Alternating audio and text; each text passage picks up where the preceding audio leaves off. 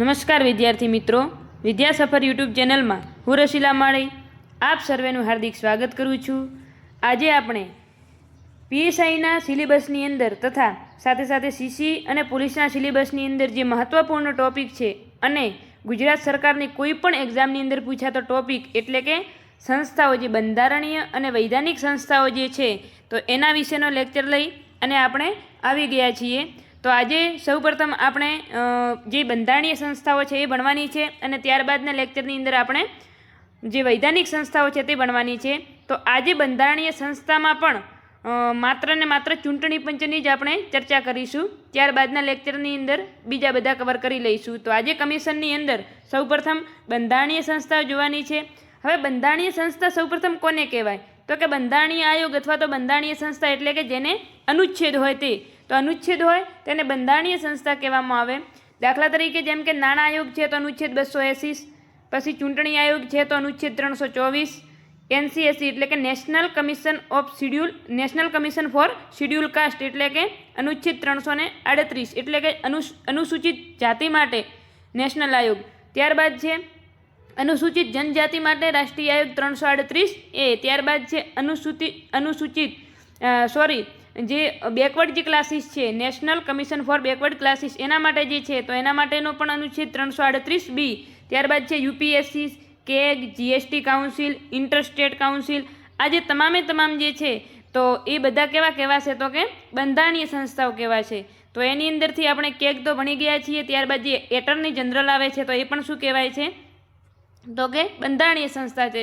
તો જેનો ઉલ્લેખ બંધારણની અંદર છે અને જેને અનુચ્છેદની અંદર ઉલ્લેખ છે તો એ તમામ કેવી સંસ્થાઓ કહેવાશે? બંધારણીય સંસ્થાઓ। ત્યારબાદ આવે છે વૈધાનિક અથવા તો કાયદાકીય અથવા તો લીગલ આયોગ। તો વૈધાનિક સંસ્થાઓ કોને કહેવામાં આવે? તો કે સંસદના કોઈ પણ એક્ટ દ્વારા, સંસદના કોઈ પણ અધિનિયમ દ્વારા જેની સ્થાપના થાય છે એને શું કહેવામાં આવે? તો કે વૈધાનિક સંસ્થાઓ। દાખલા તરીકે જે નેશનલ હ્યુમન રાઇટ કાઉન્સિલ જે છે એટલે કે NHRC, પછી NCW એટલે કે મહિલાઓ માટે જે છે, બાળકો માટે જે છે, NGT છે, CVC છે, નાલસા છે, તો આ તમામ કેવી? તો કે વૈધાનિક સંસ્થાઓ કહેવામાં આવે છે।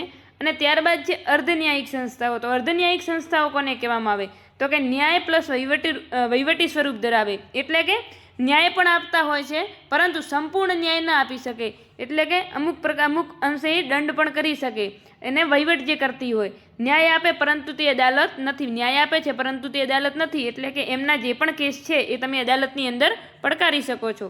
NGT છે, કેટ છે, સેટ છે, આવકવેરા અપીલ ટ્રિબ્યુનલ છે, ગ્રાહક વિવાદ નિવારણ આયોગ છે, ચૂંટણી ટ્રિબ્યુનલ છે। તો આ બધા જે એમ તો મોટા ભાગે જોવા જઈએ તો ટ્રિબ્યુનલ જે છે એ કોની અંદર આવશે? તો અર્ધન્યાયિક સંસ્થાઓની અંદર આવશે। ત્યારબાદ છે NGT જે છે તો એ પણ અર્ધન્યાયિક સંસ્થાઓ છે પણ સાથે સાથે કેવી છે? કાયદાકીય છે। ત્યારબાદ છે નિયમનકારી સંસ્થાઓ। તો નિયમનકારી સંસ્થાઓ કે તો RBI, સેબી, ટ્રાઈ, ઈરડા, પછી ફસાઈ અથવા તો CERC, તો એવી જે સંસ્થાઓ છે એ શું કરતી? જે નિયમન, જે પોતાના વિભાગ ઉપર જે નિયમન અથવા તો દેખરેખનું કાર્ય જે કરતી હોય એ સંસ્થાઓને કેવી સંસ્થા કહેવામાં આવે છે? તો નિયમનકારી સંસ્થાઓ।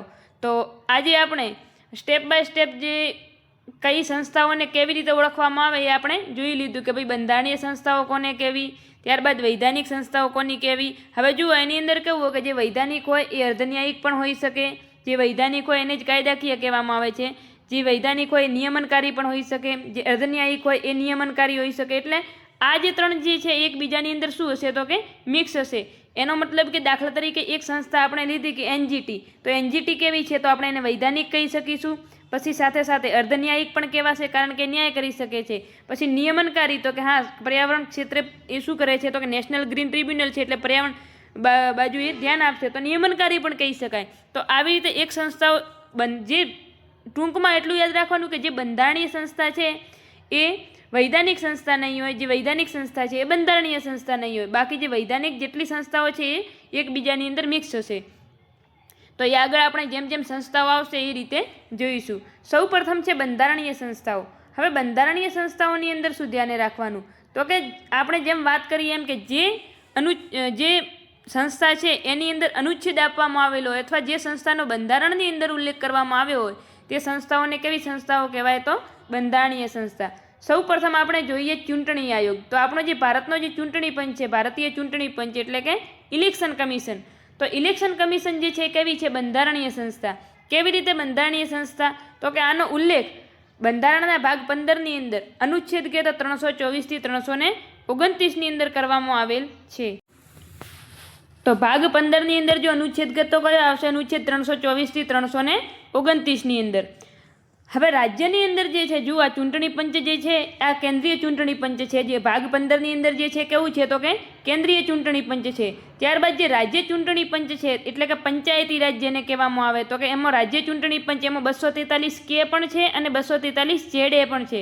243 કે જે છે એ કોના માટે છે? તો કે પંચાયતો માટે છે. અને 243 જેડે કોનો અનુચ્છેદ છે? તો કે નગર પંચાયતો માટે છે, એટલે કે નગરપાલિકાઓ માટે છે. તો આ રાજ્ય ચૂંટણી પંચની વાત કરવામાં આવી છે. તો જો આપણને અનુચ્છેદ પૂછે કે રાજ્ય ચૂંટણી પંચનો ઉલ્લેખ કયા અનુચ્છેદની અંદર કરવામાં આવે છે, તો એની અંદર 2 અનુચ્છેદ આવશે. કયા આવશે? 243 કે અને 243 જેડે. કેમ કે પંચાયતી રાજ જે છે એટલે કે જે પંચાયતો જે છે એના માટે અલગ અનુચ્છેદ છે અને નગર પંચાયત માટે પણ અલગ અનુચ્છેદ છે. હવે આવે છે ઈસી એટલે કે ઇલેક્શન કમિશન, એટલે કે જે ચૂંટણી પંચ છે. હવે આનો ઉલ્લેખ કે તો 324 થી 329ની અંદર સ્થાપના કે તો 25 જાન્યુઆરી 1950ના રોજ આપણા જો ભારતીય ચૂંટણી પંચની સ્થાપના કે તો ક્યારે થઈ છે? 25 જાન્યુઆરી 1950ની અંદર. એટલે કે જ્યારે દેશ અમલમાં આવ્યો, આપણું બંધારણ જ્યારે અમલમાં આવ્યું, દેશનું બંધારણ, તો એના 2 દિવસ પહેલાં ચૂંટણી પંચની સ્થાપના એટલે કે 25 જાન્યુઆરી આપણને બધાને ખબર છે કે ચૂંટણી થાય છે. કોની? તો કે આપણા જે રાષ્ટ્રપતિ છે એની ચૂંટણી કરવામાં આવે છે. તો એટલા માટે કરીને ચૂંટણી પંચની સ્થાપના થાય છે 25 જાન્યુઆરી 1950ના દિવસે.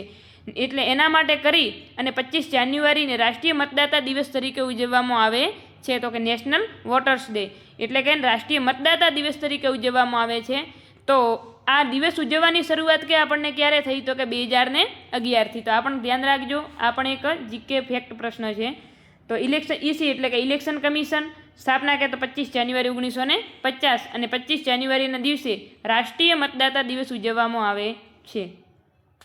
હવે સીઈસી એટલે કે જે ઇલેક્શન કમિશન જે છે તો એમના જે મુખ્ય જે એટલે ચીફ ઇલેક્શન કમિશનર. હવે સીઈસીનું ફૂલ ફોર્મ અહીંયા શું થશે?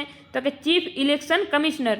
તો એમના જે પગાર ભથ્થા જે છે એ પગાર ભથ્થા કે તો કેટલા છે? 2,50,000 રૂપિયા. અને ક્યાંથી આપવામાં આવે છે? તો કે ખાસ ધ્યાન રાખજો, સંચિત નિધિમાંથી આપવામાં આવતા નથી. તો આ પણ ધ્યાન રાખજો કે જે સીઈસીના જે પગાર ભથ્થા છે એ સંચિત નિધિમાંથી આપવામાં આવતા નથી. તો એ પણ ધ્યાન રાખજો. ત્યારબાદ છે એમની સંરચના. તો એમની રચના કોણ કરે? રચના કઈ રીતની છે? તો કે પહેલાં કઈ રીતની રચના હતી? તો કે જ્યારે બંધારણ અમલમાં આવ્યું એ વખતે શું હતું? તો કે એક સભ્ય હતો, માત્ર કોણ? એક જ સભ્ય હોય, ચીફ ઇલેક્શન કમિશનર. એટલે જે કે મુખ્ય એમનો જે ચૂંટણી પંચના જે અધ્યક્ષો એક જ સભ્ય હતા. વર્તમાનની અંદર કે તો કેટલા સભ્યો છે? તો કે 3 સભ્યો છે. એક સીઈસી છે એટલે કે એક ચીફ ઇલેક્શન કમિશનર છે અને બીજા ઇલેક્શન કમિશનર એટલે કે બીજા 2 અન્ય છે, અન્ય ચૂંટણી કમિશનર. એક મુખ્ય ચૂંટણી કમિશનર છે અને બીજા 2 અન્ય છે. એટલે ટોટલ કેટલા સભ્યો છે? તો 3 છે. અને આ વર્તમાનમાં જે આ 3 સભ્યો જે છે તો કઈ સમિતિની ભલામણથી આ 3 સભ્યોની નિમણૂક કરવામાં આવે છે? તો દિનેશ ગૌસ્વામી સમિતિની ભલામણથી સીઈસીની નિમણૂક થાય છે. તો આ પણ ખાસ ધ્યાન રાખજો. તો દિનેશ ગૌસ્વામી સમિતિ જે છે એમની ભલામણથી આ 3 સભ્યો, આ કેમ કે શરૂઆતની અંદર 1 સભ્ય હતા, પછી 3 સભ્યો કઈ રીતે કરવામાં આવે? તો કઈ સમિતિના ભલામણથી? તો કે દિનેશ ગૌસ્વામી સમિતિની ભલામણથી 2 વધુ સભ્યો જોડવામાં આવ્યા. આમની નિમણૂક જો કે સીઈસીની એટલે કે મુખ્ય ચૂંટણી કમિશનર જે છે એમની નિમણૂક કોણ કરે છે? તો કે રાષ્ટ્રપતિ કરે છે. પરંતુ રાષ્ટ્રપતિ કઈ રીતે કરશે? તો કે એક સમિતિ એના માટે બનાવવામાં આવે છે. રાષ્ટ્રપતિ જે ચીફ ઇલેક્શન કમિશનર જે છે એમની નિમણૂક કરવા માટે રાષ્ટ્રપતિને સલાહ આપવા માટે એક કમિટી બનાવવામાં આવે છે અને એ કમિટીની ભલામણથી જ રાષ્ટ્રપતિ એમની નિમણૂક કરશે. તો આ પણ ખાસ ધ્યાન રાખજો. હવે એક સમિતિ એટલે કે એની અંદર એક કેસ આવે છે. કેસ કયો છે? તો કે અનુપ બરવાલ વર્સિસ ભારત સંઘ કેસ 2023ની અંદર. તો 2023ની અંદર અનુપ બરાવલ વર્સિસ ભારત સંઘ જે કેસ છે એની અંદર એક ચુકાદો આપવામાં આવ્યો. એ ચુકાદાની અંદર શું કહેવામાં આવ્યું?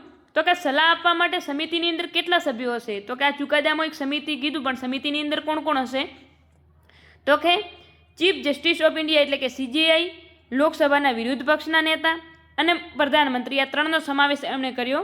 જ્યારે આ સમિતિ આવી અનુપ બરવાલ વર્સિસ ભારત સંઘ કેસ, તો એની અંદર ચુકાદો શું આપવામાં આવ્યો? તો કે જે રાષ્ટ્રપતિને સલાહ આપવા માટે અથવા તો રાષ્ટ્રપતિને જે ચીફ ઇલેક્શન કમિશનર જે છે એમની નિમણૂક કરવા માટે જે એક સમિતિની ભલામણથી કરશે, એ સમિતિ જે છે તો એની અંદર કોનો સમાવેશ કરવામાં આવશે? તો કે CGI, લોકસભાના વિરોધ પક્ષના નેતા અને પ્રધાનમંત્રી. ત્યારબાદ ઓગસ્ટ 2023ની અંદર ફરીથી બિલ પ્રસ્તુત થાય છે અને આની અંદર શું કહેવામાં આવે છે કે ઓગસ્ટ 2023ની અંદર ફરીથી નવી એક સમિતિ માટે ફરીથી ભલામણ કરવામાં આવે છે. આ જે સમિતિ જે છે એની અંદર શું છે તો અમુક ફેરફાર કરવામાં આવે છે. તો કે આમાં નિયુક્તિની જે સલાહ સમિતિ જે છે તો એની અંદર શું કીધું છે તો કે જે CGI છે એને શું કીધું છે તો કે રદ કર્યા છે. એટલે કે CGIને કેન્સલ કરવામાં આવે છે અને એની જગ્યાએ કેબિનેટ મંત્રી ઉમેરવામાં આવ્યા. તો આ પણ ખાસ ધ્યાન રાખજો કે ભાઈ જે ચીફ ઇલેક્શન કમિશનર જે છે તો એની નિમણૂક માટે કરી અને CGI જે છે એને બાકાત રાખો, એટલે કે એને અંદરથી કાઢી નાખો અને એની જગ્યાએ કોને ઉમેરો તો કે કેબિનેટ મંત્રીને. તો હવે વર્તમાનની અંદર જો આપણને પૂછે કે CECની નિમણૂક કરવા માટે રાષ્ટ્રપતિને ભલામણ આપવા માટે જે સમિતિની રચના કરવામાં આવે છે એ સમિતિની અંદર કેટલા સભ્યો હોય છે? તો કે 3 સભ્યો. પણ કોણ કોણ હોય છે? તો કે એક તો વડાપ્રધાન, એક કેબિનેટ મંત્રી અને એક લોકસભાના વિપક્ષના નેતા. તો સ્વાભાવિક છે, આપણને ખબર પડી જશે કે અહીં કેબિનેટ મંત્રી અને PM એટલે તો એક જ ઘરના કહેવાય. એટલે જે નિર્ણય જે છે એ બહુમતીથી હોય હંમેશા, તો નિર્ણય કોના પક્ષમાં જશે? તો કે PMના પક્ષમાં જ જશે. એટલે ટૂંકમાં જો આમ કહેવા જઈએ તો કોની સલાહથી થાય છે? તો કે વડાપ્રધાનને મંત્રી પરિષદની સલાહથી જ થાય છે. જે વિપક્ષના નેતા છે એ તો એમ જ ખાલી કહેવા ખાતર અંદર જોડેલ છે. તો આમાં જો જોવા જઈએ તો એમના પક્ષમાં, પરંતુ છતાંય આપણે શું યાદ રાખવાનું કે સમિતિની અંદર કોની આ ખાસ આ પ્રશ્ન પરીક્ષાની અંદર પૂછાઈ ગયેલ છે. એટલે ખાસ ધ્યાન રાખજો અને આગળ પણ પૂછાઈ શકે છે, કારણ કે 2023ની અંદર જ આ નવી સમિતિ જે છે એની અંદર ફેરફાર કરવામાં આવ્યા છે. તો કોણ કોણ હશે સમિતિની અંદર? તો કે વડાપ્રધાન, કેબિનેટ મંત્રી અને લોકસભાના વિપક્ષના નેતા. તો વર્તમાનની અંદર આ 3નો સમાવેશ થાય છે. મુખ્ય ચૂંટણી કમિશનર અને અન્ય ચૂંટણી કમિશનરોની નિમણૂક શરતો અને કાર્યકાળ અધિનિયમ 2023 આવે છે. કયો? તો કે મુખ્ય ચૂંટણી કમિશનર અને અન્ય ચૂંટણી કમિશનરોની નિમણૂક શરતો અને કાર્યકાળ અધિનિયમ 2023ની અંદર. એટલે આપણે વાત કરી કે 2023ની અંદર સમિતિ બદલાય છે અને એ જગ્યાએ નવા નિયમો પણ ક્યારે આવે છે? તો કે 2023ની અંદર. હવે જે CEC છે એમની લાયકાત શું હોવી જોઈએ? તો કે લાયકાત એટલે કે ભારતનો નાગરિક હોવો જોઈએ. અન્ય લાયકાતોનો ઉલ્લેખ બંધારણમાં કરેલ નથી. ખાસ ધ્યાન રાખજો, અન્ય કયા પ્રકારની ઉલ્લેખ શું છે તો એ કંઈ પણ અથવા કેટલા વર્ષની ઉંમર જોઈએ તો એવું કંઈ બંધારણની અંદર ઉલ્લેખ કરેલ નથી. માત્ર શું કીધું છે કે ભારતનો નાગરિક હોવો જોઈએ.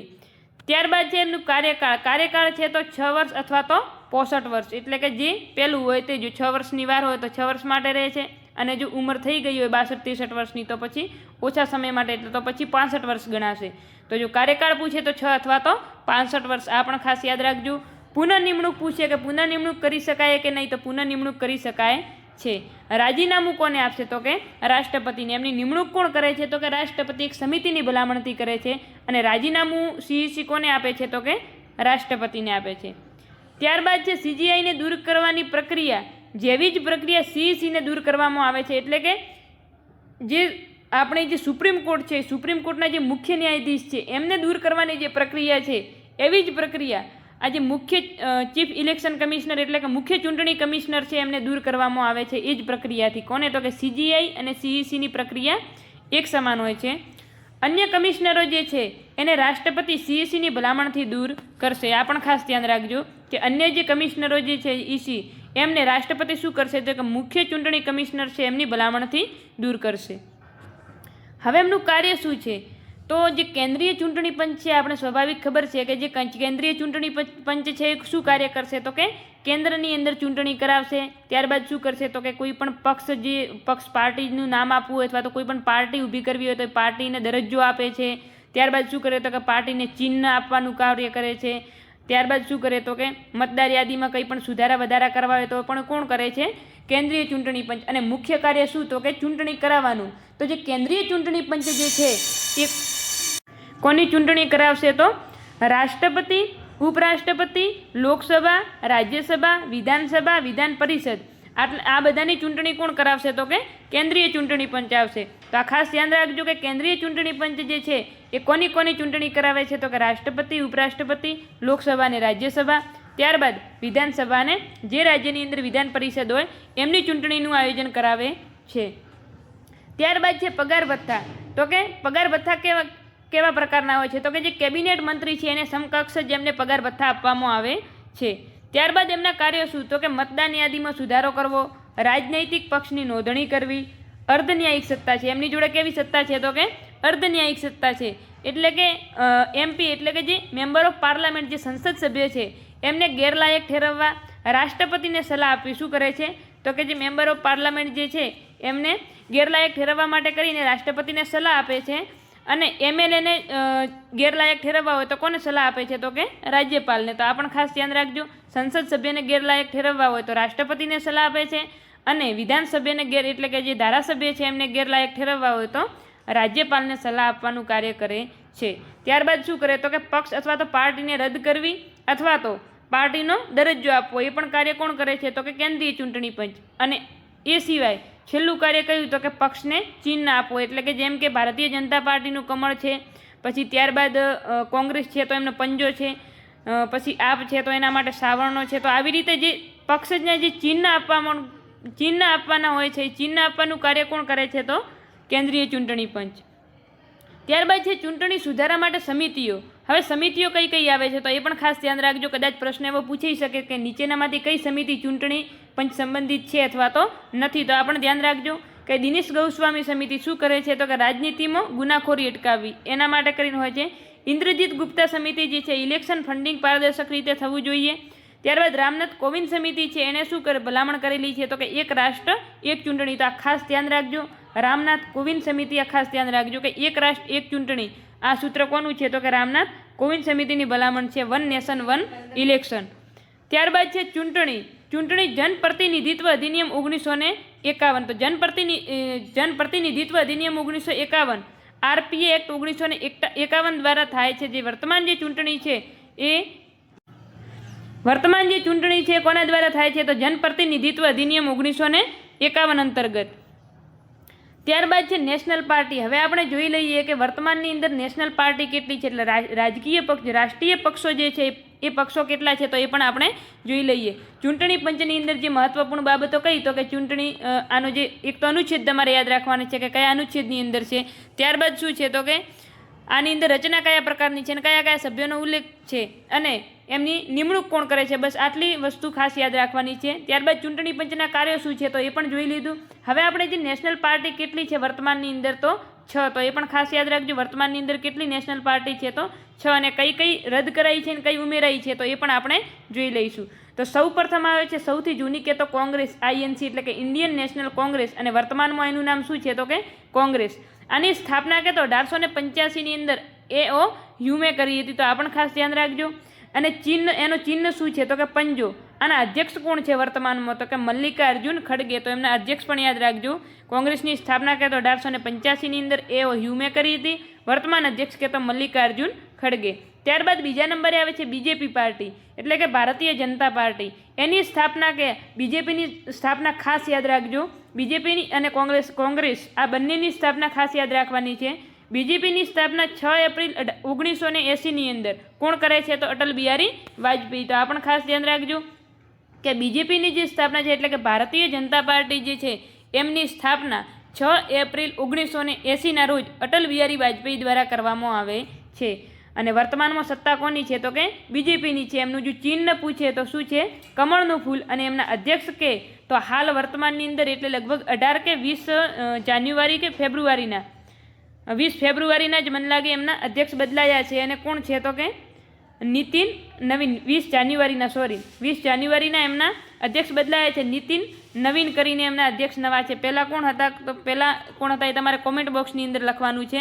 અને વર્તમાન અધ્યક્ષ એમના બદલાયા છે તો કોણ છે નીતિન નવીન જે છે એમના વર્તમાન અધ્યક્ષ નવા બન્યા છે. તો એ પણ ખાસ ધ્યાન રાખજો. આ પ્રશ્ન કરંટનો પ્રશ્ન છે, ખાસ ધ્યાન રાખજો. 2026ની અંદર જ નવા જે BJPના અધ્યક્ષ છે એ બદલાયા છે. કોણ છે નીતિન નવીન. તો આ પણ ખાસ ધ્યાન રાખજો, કારણ કે આમ તો વહેલા એમને મંજૂરી મળી ગઈ હતી, પરંતુ એમને પદભાર ક્યારથી સંભાળ્યો છે તો કે જાન્યુઆરીની અંદર જ સંભાળેલ છે. તો એ પણ ખાસ ધ્યાન રાખજો. ત્યારબાદ છે બહુજન સમાજવાદી પાર્ટી એટલે કે BSP, બહુજન સમાજવાદી પાર્ટી. તો એની સ્થાપના કે તો 1984માં કાશીરામે કરી હતી. ચિહ્ન કે તો હાથી છે ને અધ્યક્ષ કે તો કોણ છે માયાવતી છે. પરંતુ વર્તમાનમાં જોવા જઈએ તો ક્યાંય સમાચારોમાં એનું નામ કે નિશાન નથી, એટલે ટૂંકમાં કે ઓછા સમાચાર આવે છે. ત્યારબાદ છે નેશનલ પીપલ પાર્ટી એટલે કે NPP. NPPની સ્થાપના કે તો 2013ની અંદર PN સંઘમાં એટલે કે મેઘાલયની અંદર વર્તમાનમાં પણ કઈ પાર્ટી છે તો કે એનપીપી જે છે 2013માં એમની સ્થાપના કોણ કરે છે? પીએન સંગમા મેઘાલયની અંદર છે. અધ્યક્ષ કે તો કોનરેડ સંગમા છે અને ચિહ્ન કે તો શું છે તો કે બુક છે, જે પુસ્તક છે એમનું ચિહ્ન છે. ત્યારબાદ છે ભારતીય કમ્યુનિસ્ટ પાર્ટી એટલે કે સીપીઆઈ. હવે જુઓ, સીપીઆઈ બે પ્રકારની હતી, એક તો ભારતીય કમ્યુનિસ્ટ પાર્ટી અને એક ભારતીય કમ્યુનિસ્ટ પાર્ટી માર્ક્સવાદી. આ બે પાર્ટી હતી. તો એની અંદરથી માત્ર જે સામાન્ય સીપીઆઈ છે એમને રદ કરવામાં આવેલ છે અને માર્ક્સવાદી જે છે એમને વર્તમાનમાં દરજ્જો મળેલ છે. તો એ પણ ખાસ ધ્યાન રાખજો. તો ભારતીય કમ્યુનિસ્ટ પાર્ટી એટલે કે સીપીઆઈ કઈ છે તો કે માર્ક્સવાદી સીપીઆઈ છે. એને 1964ની અંદર એમની સ્થાપના જ્યોતિ બસુ કરે છે. ચિહ્ન કે તો શું છે? દાતરડું, હથોડો અને સ્ટાર, એટલે આવા પ્રકારનું કંઈક ચિહ્ન છે કે આમ કરીને આમ દાતરડું છે, ત્યારબાદ અહીં કંઈક હથોડું છે અને ઉપર શું છે તો કે સ્ટાર છે. તો આવી રીતે એમનું કંઈક ચિહ્ન છે કે આમ કરીને આમ કંઈક દાતરડું છે, પછી અહીં હથોડો કંઈક દોરવામાં આવેલ છે અને ઉપર કે તો સ્ટાર છે. આવી રીતે આખો ભેગો એમનો ચિહ્ન છે કંઈક. તો એ પણ તમે એકવાર સર્ચ કરીને જોઈ લેવું. ત્યારબાદ એમના અધ્યક્ષ પૂછે તો કોણ છે? સીતારામ યેચુરી. તો આ પણ ધ્યાન રાખજો. ત્યારબાદ આવે છે આમ આદમી પાર્ટી. એક તો બીજેપી, એક કોંગ્રેસ અને એક ખાસ આમ આદમી પાર્ટી. તો આ પણ ધ્યાન રાખજો. આમ આદમી પાર્ટી 6થા નંબરે છે. આપ 2012ની અંદર અરવિંદ કેજરીવાલ દ્વારા એમની સ્થાપના કરવામાં આવે છે. વર્તમાન અધ્યક્ષ પણ કોણ છે તો કે અરવિંદ કેજરીવાલ અને એમનું ચિહ્ન કે તો શું છે? ઝાડુ અથવા તો કે સાવરણો. તો આજે 6 આપણી જે પાર્ટીઓ છે કઈ કઈ તો કે કોંગ્રેસ, પછી ત્યારબાદ આવે છે બીજેપી, ત્યારબાદ આવે છે બીએસપી, એનપીપી, સીપીઆઈ અને આપ. તો આ પણ ખાસ ધ્યાન રાખજો. આ 6 પાર્ટીઓ છે. હવે કઈ પાર્ટીનો દરજ્જો એન્ડ કરેલ છે? આ 2023ની અંદર જે નવા નિયમો આવ્યા બધા, તો એની અંદર ખાસો બધો ફેરફાર કર્યો છે. એમની સમિતિમાં પણ ફેરફાર, પગાર ભથ્થા એ બધાની અંદર ફેરફાર. ત્યારબાદ આજે પાર્ટી જે છે અમુક પાર્ટીને રદ કરી અને અમુક પાર્ટીને ઉમેરી છે. તો એ પણ ધ્યાન રાખજો. તો આપને પણ ઉમેર છે. પાર્ટીનો દરજ્જો એન્ડ કોનો કર્યો તો કે તૃણમૂલ કોંગ્રેસ. એક તો તૃણમૂલ કોંગ્રેસ, એક સામાન્ય સીપીઆઈ આપણે કીધું અને એક એનસીપી. તો આ 3 પાર્ટીને વર્તમાનની અંદર શું દરજ્જો રદ કરેલ છે. તો આ પણ ખાસ ધ્યાન રાખજો. તૃણમૂલ કોંગ્રેસ, સીપીઆઈ અને એનસીપી આ ત્રણેયનો દરજ્જો સમાપ્ત કરેલ છે. હવે કેટલાક આપણે ફેક્ટ જોઈ લઈશું. ત્યારબાદ ઈવીએમ મશીન વિશે પણ આપણે જોઈ લઈએ. તો ભારતના પ્રથમ સીઈસી કે એટલે કે ભારતના પ્રથમ મુખ્ય ચૂંટણી કમિશનર કે તો કોણ હતા? સુકુમાર સેન. તો ખાસ ધ્યાન રાખજો. જીકેનો પ્રશ્ન છે, ધ ફેક્ટ પ્રશ્ન, કે ભારતના પ્રથમ સીઈસી કે તો સુકુમાર સેન હતા. ભારતની પ્રથમ મહિલા સીઈસી કે તો વીએસ રમાદેવી. તો આ પણ ખાસ ધ્યાન રાખજો કે ભારતના પ્રથમ મહિલા સીઈસી એટલે કે મુખ્ય ચૂંટણી કમિશનર કે તો કોણ હતા? રમાદેવી 1990ની અંદર.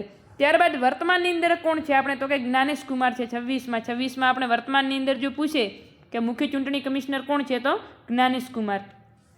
હવે ઈવીએમ મશીન શું છે તો કે ઇલેક્ટ્રોનિક વોટિંગ મશીન.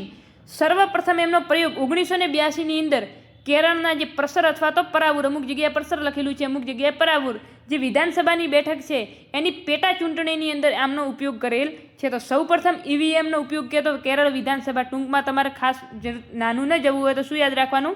કેરળ વિધાનસભાની અંદર ઈવીએમનો સૌપ્રથમ ઉપયોગ કરેલ છે વિધાનસભાની બેઠકમાં, પેટા ચૂંટણીમાં. તો એ પણ ખાસ ધ્યાન રાખજો. ઈવીએમનું ફૂલ ફોર્મ પણ યાદ રાખજો, ઇલેક્ટ્રોનિક વોટિંગ મશીન.